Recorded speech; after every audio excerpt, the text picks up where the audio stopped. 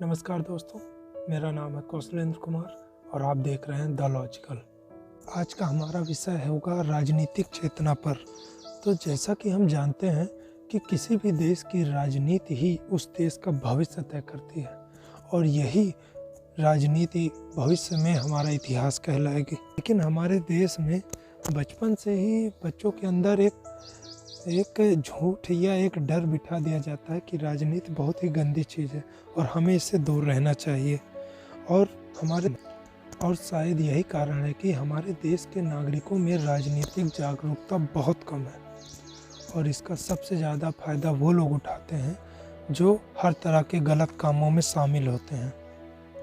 और शायद यही कारण है कि हमारे देश के ज़्यादातर MP MLAs पर जघन अपराधों के मुकदमे हो रखे हैं, क्योंकि वो लोग भले ही पढ़े लिखे कम हो लेकिन राजनीतिक तौर पर जागरूक हैं और वो राजनीतिक शक्तियों का प्रयोग अपनी आवश्यकता अनुसार करते रहते हैं।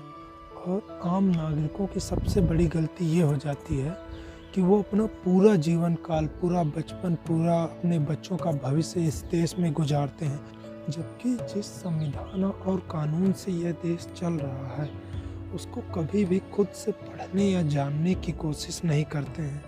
और जब कुछ लोग इन संवैधानिक कानूनों को गलत तरीके से हमारे सामने पेश करते हैं तो हम उन्हें सच मान लेते हैं।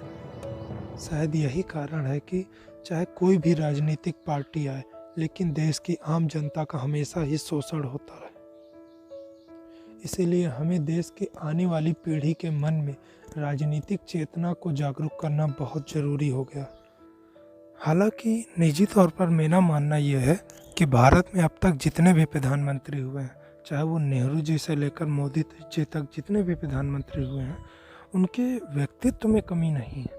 क्योंकि अगर ऐसा होता तो भारत की जनता इनको प्रधानमंत्री की पद तक कभी नहीं पहुंचाती।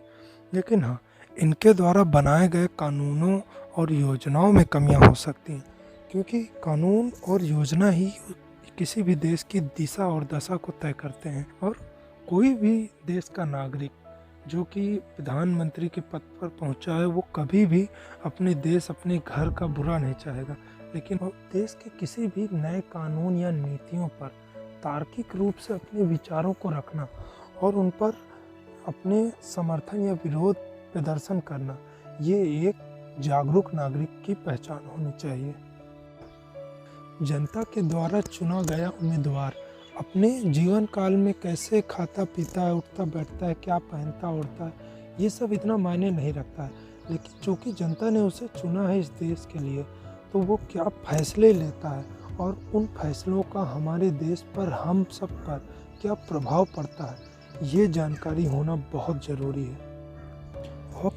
और उस फैसले पर निष्पक्ष रूप से अपनी अभिव्यक्ति रखने की क्षमता को ही राजनीतिक चेतना का प्रमाण माना जा सकता है। क्योंकि इस देश के राजनीतिक फैसले ही एकमात्र वो आईना है जिसमें तुम भविष्य का चेहरा देख सकते हो, अपने देश का भविष्य देख सकते हो।